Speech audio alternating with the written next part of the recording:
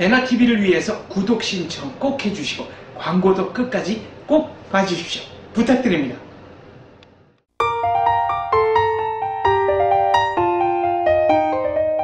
네, 오는 4월 8일은 마거릿 대처 전 영국 총리의 서거 3주기가 되는 날입니다.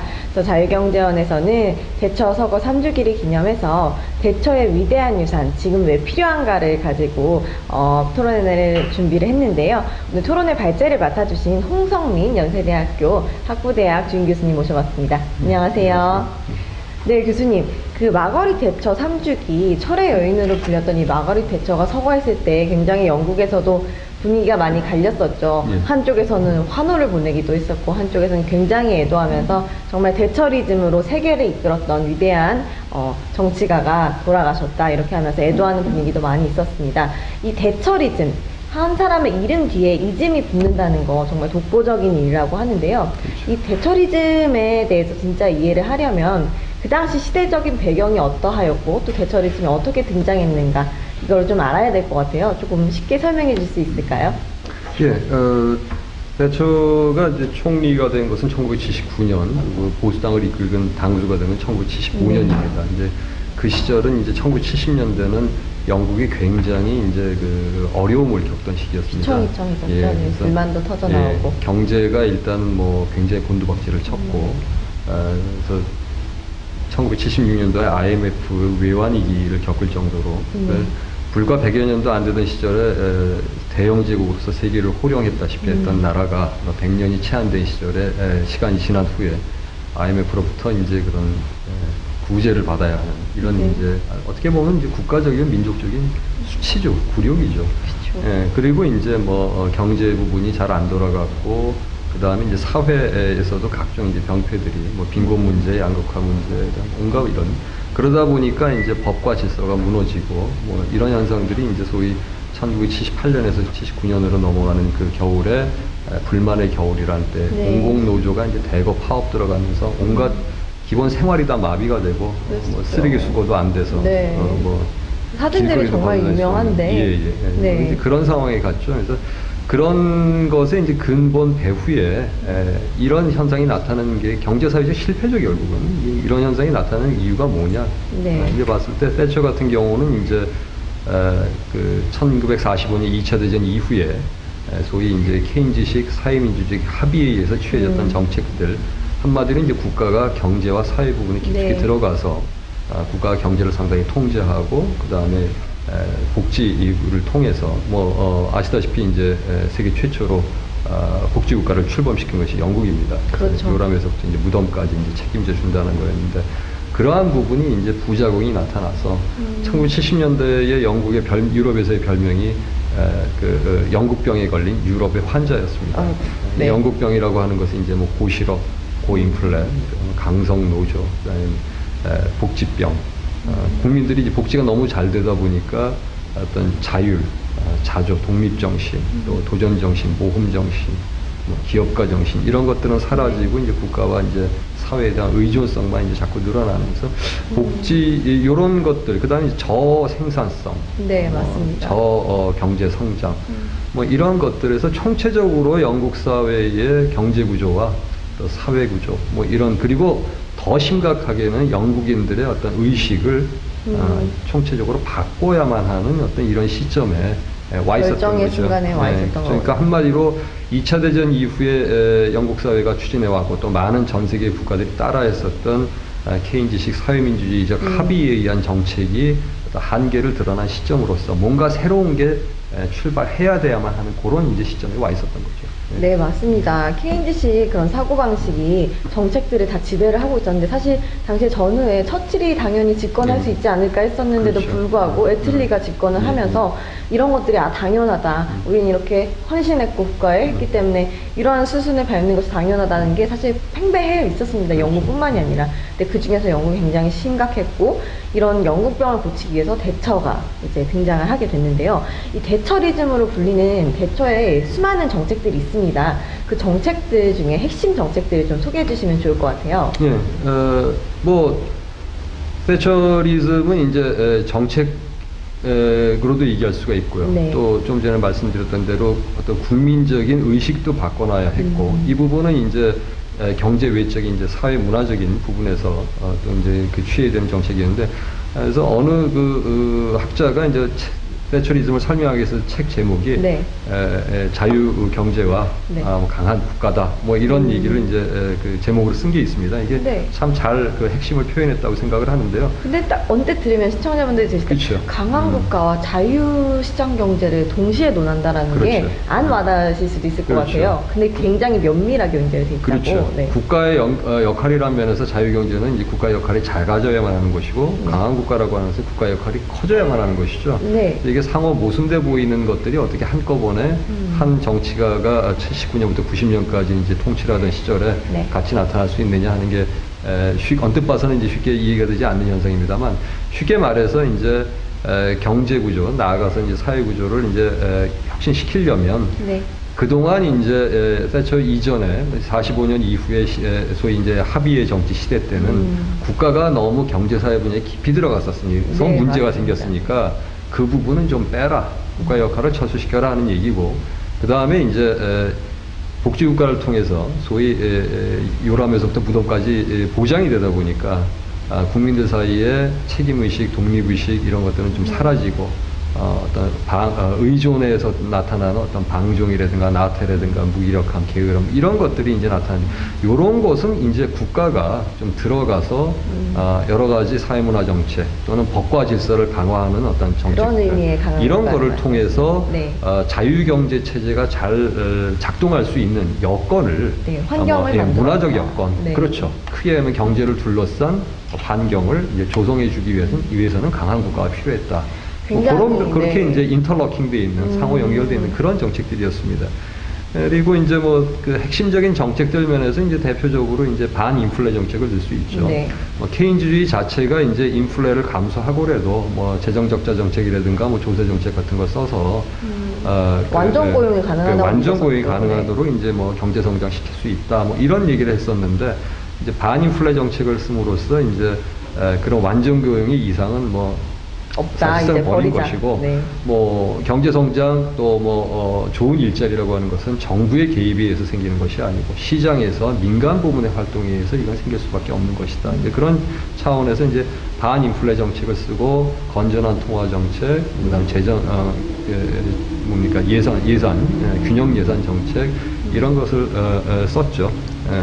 그다음 두 번째로 이제 공공 부분의 민영화를 할 수가 있겠죠. 정말 핵심 키워드가 나오네요. 뭐 아시다시피 45년 이후에 아까 말씀하신 대로 처칠이 선거에서 졌습니다. 네. 정말 사람들이 충격을 예. 받았었는데. 뭐 그 몇 년 전에 유럽에서 홀로 영국 혼자 남아서 나치에게 대항할 때 그 강력한 카리스마틱한 리더십을 발휘해서 영국을 결국 뭐 미국에 이제 참전해서 도움이 있었습니다만 어쨌든 전쟁을 승리로 이끌었던 위대한 지도자죠. 네. 근데 그 처칠이 아닌 이제 애틀리가 당선이 됐고, 뭐 보수당에도 상당히 충격이었습니다. 그래서 네. 애틀리 정권이 이제 51년까지 갔고요. 노동당 정권이. 그래서 51년부터 64년까지 보수당도 이제 집권을 해서 정책을 폈습니다만, 이 노동당이 해놨던 정책들을 그대로 거의 바꾸질 않고 갔습니다. 그래서 이제 합의의 정치의 시기라고도 하는데, 그때 이제 이 사회주의 100% 사회주의는 아닙니다만 사회민주적 차원에서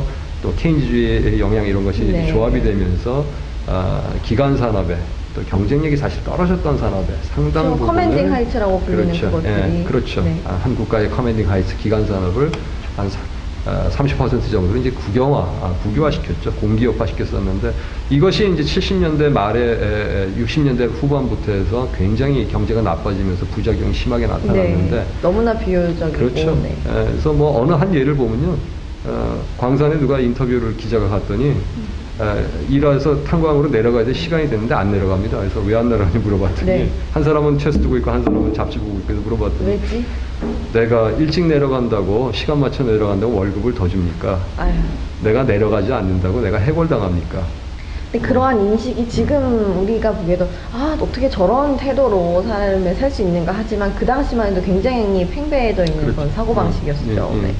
그래서 그런 것들을 이제 민영화 시켜서 뭐 그것들을 이제 공기업을 민영화 시키면서 주식을 이제 잘게 싼 값에 이렇게 잘라서 주식시장에 상장을 하고, 다시 말하면 국민들이 싼 값에 네. 그런 기업이 주인이 될 수 있도록 만들므로써 이 사회의 몫을 갖고 있는 사람은 무책임해지지 않는다는 것이죠. 네. 그리고 이제 급진적인 사람이 네. 되지 않는다는 것이죠. 그래서 그런 재산 소유에 기초한 어떤 책임 있는 시민들을 양성해서 민주주의를 이제 발전시켜 나가겠다. 이제 그런 정책을 이제 취했던 것이고, 뭐 거기에 이제 가장 큰 걸림돌이 됐던 것이 강성노조죠. 네, 뭐 맞습니다. 70년대 도대체 이 나라는 누가 통치하는가? 노조가 통치한다.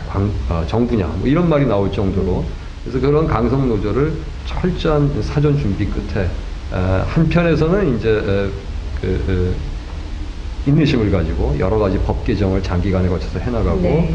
여론전을 피기도 하고 뭐 이런 쪽으로 하면서, 또 한편에서는 이제 광부노조가 84년, 85년에 1년 이상 파업을 들어갔을 때 네. 3년 이상 사전 준비를 해가지고 철저하게 끝까지 신념을 가지고 버티면서 파업을 결국은 이제 분쇄시켰고 승리로 이끌어냈죠. 그 이후로 이제 영국 노조가 상당히 어떤 호전성이 감소되는 이제 맞습니다. 그런 현상이 나타났죠.